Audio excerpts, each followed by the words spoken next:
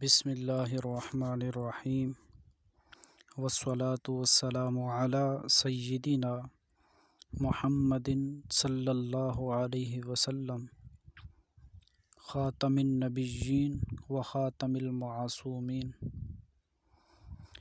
السلام علیکم ورحمۃ اللہ وبرکاتہ۔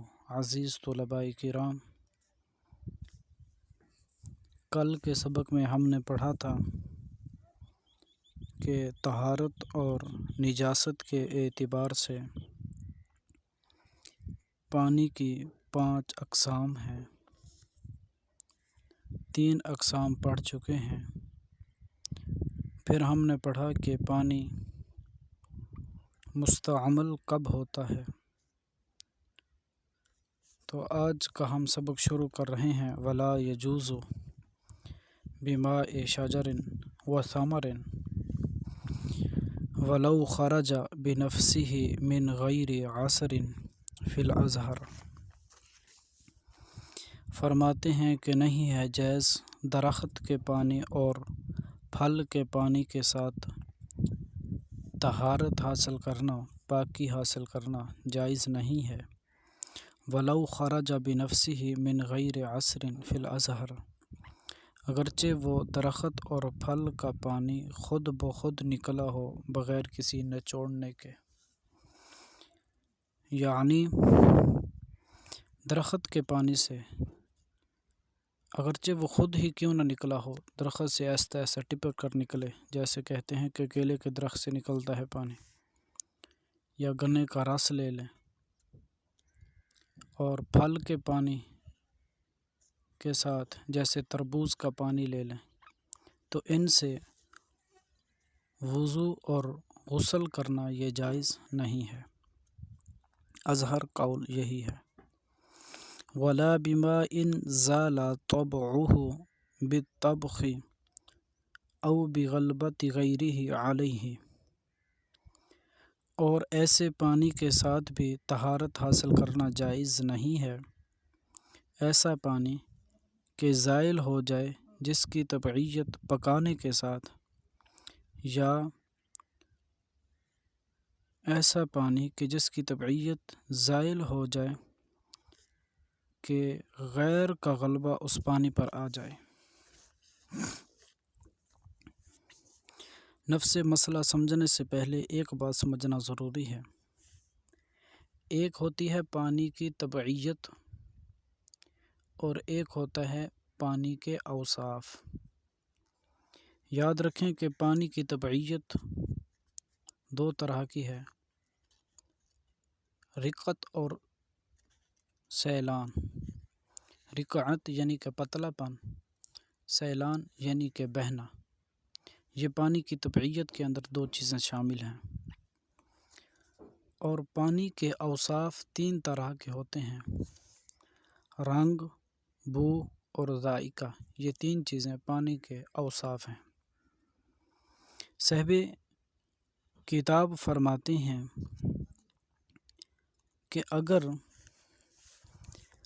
پانی کو پکایا گیا،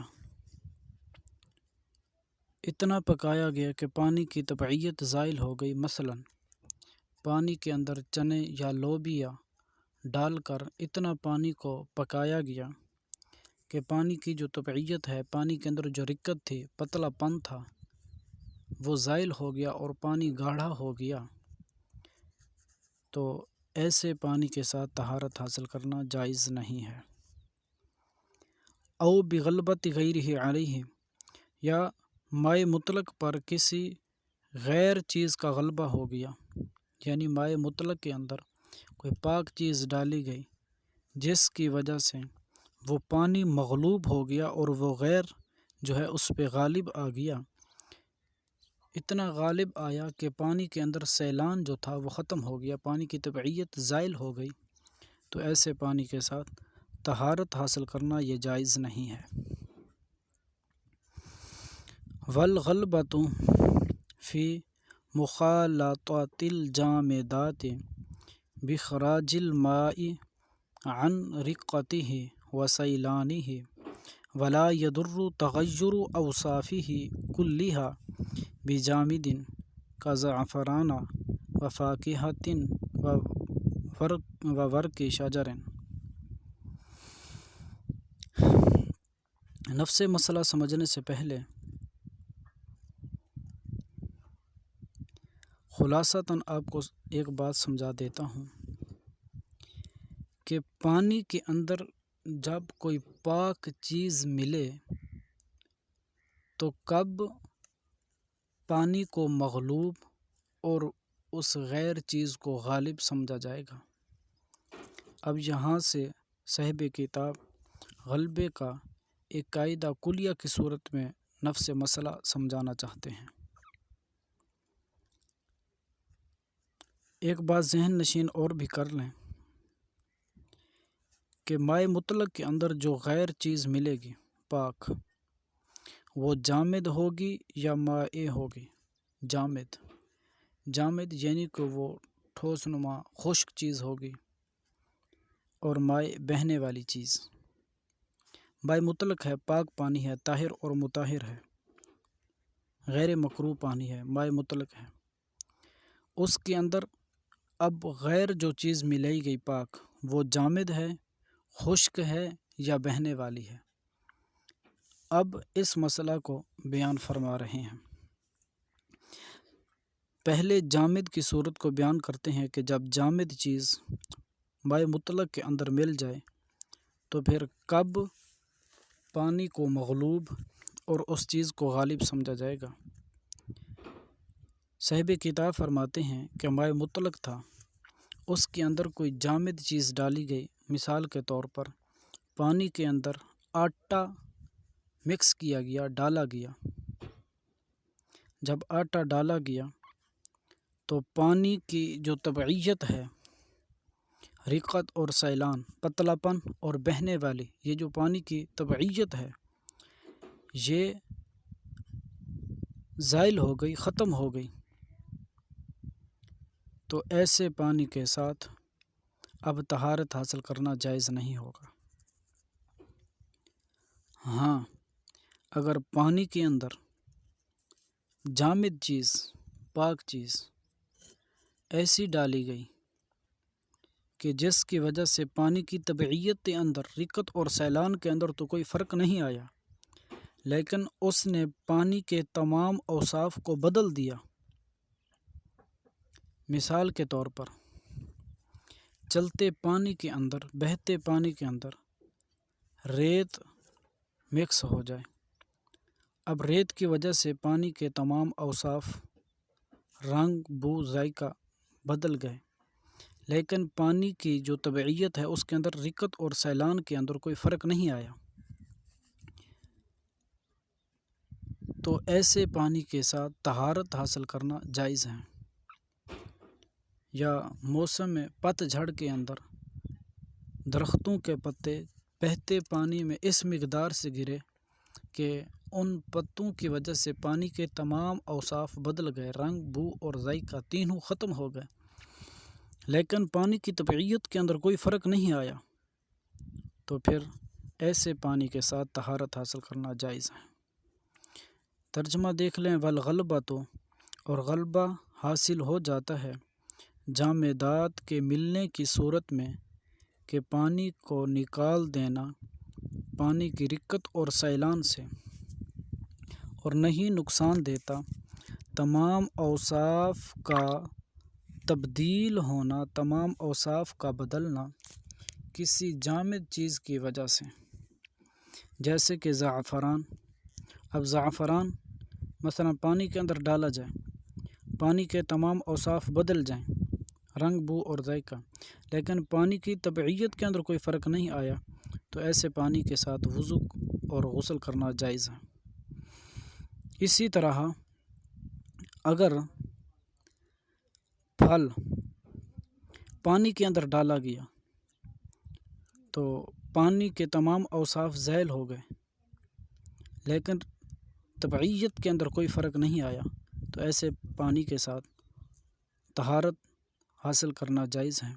اسی طرح درخت کے پتے تمام اوصاف کو بدل دیا، پانی کے اوصاف کو، لیکن طبعیت کے اندر کوئی فرق نہیں آیا، تو ایسے پانی کے ساتھ وضو کرنا جائز ہے۔ والغلبۃ فی المائعات بظہور وصف واحد من ماء لہ وصفان فقط کاللبن لہ اللون والطعم ولا رائحۃ لہ۔ یہاں سے اب دوسری چیز کو بیان کر رہے ہیں۔ پہلے تھا کہ پانی کے اندر کوئی جامد چیز مل جائے تو اس پانی کا حکم بیان کیا۔ اب یہاں سے کہ پانی کے اندر کوئی بہنے والی پاک چیز مل جائے جو پانی کی جنس سے نہ ہو، وہ مل جائے، بہنے والی ہو، تو اس کے بارے میں کیا حکم ہے؟ ایسے پانی کے اندر جب بہنے والی چیز مل جائے تو ایسے پانی کے بارے میں کیا حکم ہوگا؟ اب یاد رکھیں، جو بہنے والی چیزیں ہیں، کچھ ایسی چیزیں ہیں جن کے اندر صرف 2 وصف ہیں، کچھ ایسی ہیں جن کے اندر 3 اوصاف ہیں، اور کچھ بہنے والی چیزیں ایسی ہیں جن کا کوئی وصف بھی نہیں ہے۔ ان تینوں کے بارے میں صاحب کتاب بیان فرماتے ہیں۔ والغلبۃ فی المائعات، یہاں سے بیان فرماتے ہیں کہ اگر مائع مطلق کے اندر کوئی ایسی چیز بہنے والی ملی کہ جس کے صرف 2 وصف ہیں، جب مائع مطلق کے اندر اس کو ڈالا گیا تو اس غیر چیز کا جس کے 2 وصف ہیں، جس کو پانی میں ڈالا گیا، اس کا ایک وصف ظاہر ہوا، تو ایسے پانی سے ایک وصف غالب آ گیا پانی پر، تو ایسے پانی کے ساتھ وضو اور غسل کرنا جائز نہیں ہوگا۔ مثال سے خود آگے صاحب کتاب سمجھاتے ہیں، کاللبن لہ، جیسے کہ دودھ ہے۔ اب دودھ کے لیے 2 وصف ہیں، ایک رنگ ہے، دوسرا ذائقہ ہے۔ ولا رائحۃ لہ، اس کے لیے بو نہیں ہے۔ اب دودھ کے 2 وصف ہیں، تو جب دودھ کو مائع مطلق میں ڈالا گیا، پانی میں ڈالا گیا، تو اگر رنگ اور بو تو اس کا وصف بھی نہیں ہے، رنگ اور ذائقہ یہ دودھ کے 2 وصف ہیں، ان 2 میں سے کوئی وصف بھی اگر پانی پر غالب آ گیا تو اب ایسے پانی کے ساتھ طہارت حاصل کرنا جائز نہیں ہوگا۔ ترجمہ دیکھ لیں، والغلبۃ فی المائعات، اور غلبہ حاصل ہو جاتا ہے بہنے والی چیزوں میں ایک وصف کے ظاہر ہونے کی وجہ سے، بہنے والی چیز سے ایسی بہنے والی چیز جس کے 2 وصف ہیں، فقط 2 وصف ہیں، جیسے کہ دودھ، اس کے لیے رنگ اور ذائقہ ہے اور اس کے لیے بو نہیں ہے۔ وَبِظُہُورِ وَصْفَيْنِ مِن مَاءٍ لَہُ